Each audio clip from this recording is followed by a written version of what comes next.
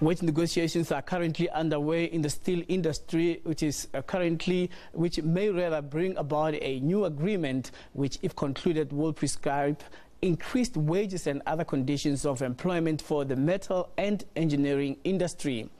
In the period of 2011 to 2014 and 2014 to 2017, there were two agreements which were declared null and void by the Labour Court. This after the court challenged by the National Employers Association of South Africa, NEASA.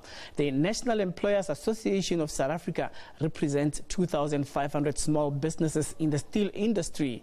NEASA's chief executive, Gerhard Papenfus, says government should appoint a judicial commission of inquiry to determine the state of the steel industry. Gerhard Papenfus joins us in the studio now. Thank you very much for coming, and let's start with your viewpoint regarding the state of the negotiations currently right now. We understand that things are not looking good. Look, the previous agreement should have expired, or would have expired on the 30th of June. In normal circumstances, but since we've approached the court, quite a long time ago, this agreement was declared null and void, so there is no agreement applicable at this stage. Well, what is happening is the typical dynamics in the industry, which has made the industry the most expensive industry in South Africa. Just as a bit of background, this industry is exactly double the price than any other industry governed by collective bargaining. And this is because employers in the past simply negotiated poorly for business. Well, what do you mean poorly? Clarify me on that. Okay. The Labour Relations Act is almost a conspiracy against small business in the collective bargaining environment. What the Labour Relations Act says, when parties reach an agreement and they approach the minister for the extension of those agreements, in terms of representativity, she doesn't look at the number of the employers when she looks at employees. She looks at the number of employees employed by employers. Now, what has happened in the past, and that's why for 6 years all these agreements were set aside, a small minority of employers approached the minister and then through all kinds of illegal arrangements convinced the minister that these agreements had to be extended. But what they relied on, and correctly relied on, but they did a few wrong things with the figures, is that they misled the minister with regard to the figures, but they utilized illegal tactics in convincing the minister. The Labour Court in respect of the 2011-2014 agreement called this thing a sham. How has an industry been able to sustain itself and continue working in this, industry that is very acrimonious at the moment? Well, actually, it can't. The MERBC is bankrupt. There's recently an administrator has been appointed. We've challenged all agreements in this council. We've even challenged the administrative agreement, which pays, bring in levies to sustain a council. We've said we simply no longer be prepared to contribute to this body, which is utilizing our money against us, enforcing illegal agreements on us. And this is actually now we're sitting with a situation where we're seeing a repeat. A particular organization, CIFSA, represents not more than 14% of employees in the industry, more than 14%.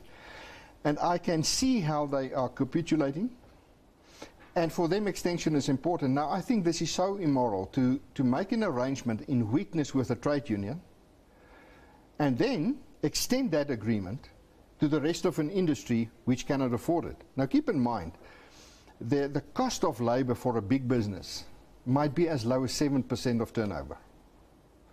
For a small company, it might be as high as 50-60%. So if somebody agrees to a 10% increase, he said, well, it makes no difference. For a small guy, it is devastating. And that's why you're having this continuous losing of jobs in this industry. That's what I wanted to ask you. That's the environment where we find ourselves in. That's what I want to ask you now. Now that the industry is in troubled waters, what are you going to do? Because I mean, like, the job losses are not only in the steel industry. Even just last week, we reported that the Anglo Gold Ashanti was retrenching 8,500 workers. So, you know, we've in the past did all we can in terms of even, you know, we participate in negotiation. We try to convince. But there are hidden interests which simply withdraw from the negotiations, do backroom deals. Those same guys are currently still in the room, do backroom deals, go to the minister and extend it. And in the past, we went to the minister and said to her on each occasion, Minister, you cannot do it. And we petitioned her to explain to her on which grounds she couldn't. She still did. We eventually overturned it, but not after the damage was done. Now, the increases in the last 6 years amounts to between 50 and 60% illegally. So the industry is now already so expensive, and employers are currently caught up in this high wage model, which they simply cannot pay. Now, one must just understand this. We're not saying a salary of 10,000 Rand, for instance, is enough. That's not the point. It is the ability for people to pay. Now, if there are job losses, it is because there may be many reasons. I mean, there's the global issues. In the steel industry, there are steel issues. But wages is a tremendous issue in the steel industry. And we go in and we say, let's make certain arrangements. Okay, now going forward, looking at the percentage demand of the union, which right now they're still in negotiations. I was not able to speak to them before I spoke to you. What are they demanding? 15. The most prominent union, NEASA, still demand 15%. All right, and then what are you offering?